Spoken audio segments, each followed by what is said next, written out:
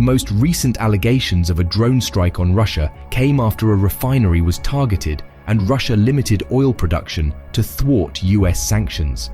Tensions have been rising in recent months as a result of the long-running struggle between the United States, Ukraine, and Russia. This is the US just attacked Putin with drone attacks on Russia's oil tankers. With this most recent attack, we witness a hazardous escalation in hostilities between the different countries and the likelihood of even more violence and instability in the area. One of Russia's oil facilities, which was allegedly set on fire by Ukraine, and Kiev was accusing Moscow of executing dozens of nocturnal drone strikes for the second day in a row.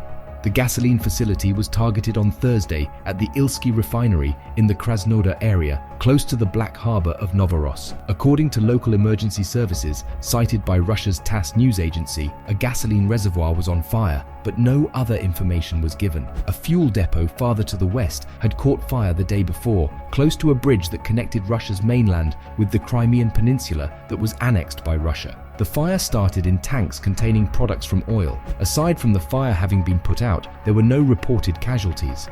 Only a few hours prior, Russia had accused Kiev of using drones to target the Kremlin, which is when the claimed incident took place. The most dramatic accusation Moscow has made against Ukraine since its invasion is that Kiev attempted to murder President Vladimir Putin. Moscow accuses Ukraine of being responsible for an attack on April 29th that resulted in the destruction of an oil depot in Sevastopol. According to Kiev's military, this is part of preparations for a long-anticipated counteroffensive that will include weakening Russian logistics. West Texas Intermediate Futures, the US oil benchmark, dropped below 70 a barrel for the first time since late March as uncertainty about the economy developed. Costs are now approaching their lowest levels since the beginning of the Ukraine crisis. The OPEC cartel, including Russia, said that it would cut production to restore equilibrium to the market. Beginning this month, Saudi Arabia is expected to reduce. The Russian government declared it would extend unilateral measures that went into force in March and were justified as retaliation against Western economic sanctions on its oil until the end of the year. The market is now completely open. Doug King, who trades oil and other commodities, shrugged off the statement. Despite what is written about OPEC's advantages, Mr. King said he sees little evidence that Russia has decreased its crude production because there appears to be a sufficient supply. A slowdown in industrial demand, at least on the western side of the equation, is adding to the pressure on pricing, according to Mr. King. The official prices established by the corporation in its primary market each month are seen by analysts as an indicator of its confidence in demand. For the rest of the year, the Russian Federation is fully committed to decreasing output, according to Deputy Prime Minister Alexander Novak. According to him, greater seaborne exports have only partially offset Russia's more than two-thirds reduction in the movement of oil through pipelines to the European Union. Several traders, per the state news agency, are not convinced, although it appears at the moment that the Saudis and the Russians are close companions. Given prior conflicts over market share among significant manufacturers, he said there's no guarantee that this will always be the case. The Russians' unwillingness to carry through on their promises comes as no surprise. Saudi Arabia, on the other hand, is rushing to get its oil to market before decreasing output this month. The kingdom shipped 230 million barrels of crude in April, the most since August, according to commodities research firm Kepler. Falling energy costs, notably those for crude and gasoline, are a concern for the economy and have hurt the stock of energy businesses like ExxonMobil. There is a bright side in that they contribute to decreasing gas prices in the US, which might cool off inflation. Notwithstanding the Fed's claim that it ignores fluctuating energy prices when determining rates. Tracking output in Russia, the third largest crude producer, got more challenging when authorities ceased propagating large amounts of economic data during the invasion. The Federal State Statistics Department would not publish information on oil and natural gas production until April 2024, the current government declared last week. Researchers are looking through extra sources of data. Russia produced 9.7 million barrels of petroleum per day in April, according to Martine Ratz of Morgan Stanley, recovering from a decline in March. That is just 100,000 barrels a day less than in February. Mr. Ratz wrote that any Russian oil that is currently flowing will probably do so in the future. The US just attacked Putin. With drone attacks on Russia's oil tankers, researchers found that the Russian Federation first announced it would reduce oil production by roughly 500,000 barrels per day, approximately 0.5% of global demand. This would have brought crude manufacturing to about 9.3 of the agreed-upon million barrels per day. Russia's baseline and the length of the cuts have changed multiple times. According to Lady Keneva, Mr. Novak's later comments indicate that Russia increased its target to 9.7 million barrels per day. In April, following her estimation, Russia pumped 9.6 million barrels of petroleum per day. Although maintaining high export levels by shipping oil from storage, some analysts claim that Russia may have reduced output more than traders assume.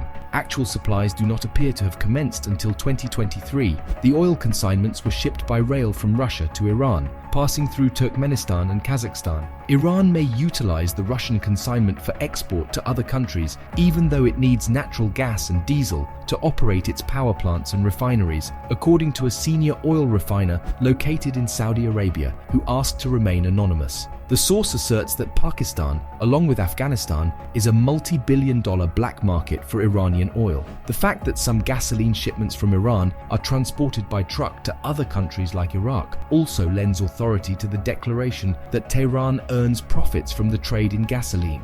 The demand for Russian oil is expanding, and Asia makes money economically by reselling cheaper Russian petroleum to Europe, which is unquestionably the most significant loser in this proxy war with Russia. Leaders of governments, business executives, and everyday people must pay special attention to the complicated and continuous challenge of Russia's attempts to circumvent the United States oil sanctions. To try and stop Russia from violating the sanctions, the US government has put in place a number of restrictions, but these efforts have not been wholly successful. As a major energy actor, Russia is still looking for methods to sell its oil on the global marketplace. After the EU imposed a ban on seaborne imports of Russian oil products in early April, readers pointed out that Russia began exporting diesel to Saudi Arabia, its ally in the OPEC Plus group, in February. Prior to the EU embargo on Russian petroleum products taking effect, Russia began to shift its oil product cargoes to North Africa and Asia, while Europe increased its imports of diesel from the Middle East and Asia to make up for the loss of Russian barrels. Prior to the European Union embargo,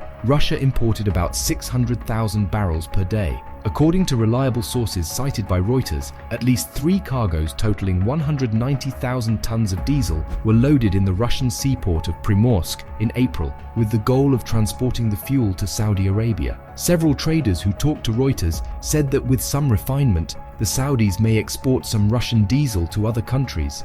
Europe was on track to import the most diesel from the regions of the Middle East and Asia in February as a result of its switch to alternative supply after the embargo on Russian transports. Even while Europe remained the region that used the most Russian gasoline in January, it had been buying more diesel from Saudi Arabia and the United States. Click on the subscribe button if you are finding this video interesting. According to figures issued last week by Global, Russia's exports of goods related to oil fell by 20% in February and hit their lowest level since May of last year. Russia has stated that it will reduce oil production by 500,000 BPD this month in response to Western sanctions. The quantity of oil and gasoline exported from Russia could be affected by this measure. JP Morgan asserts the bank also noted that Russia may continue manufacturing crude oil at levels prior to the war, despite the European Union's fuel prohibition, which might result in a 300,000 BPD drop in fuel exports from Russia. It would be more difficult to return production to its pre-pandemic level. JP Morgan claims that Russian crude remains flowing into India and China aboard a vast shadow fleet of tankers that are thought to have been constructed before the price ceiling's construction.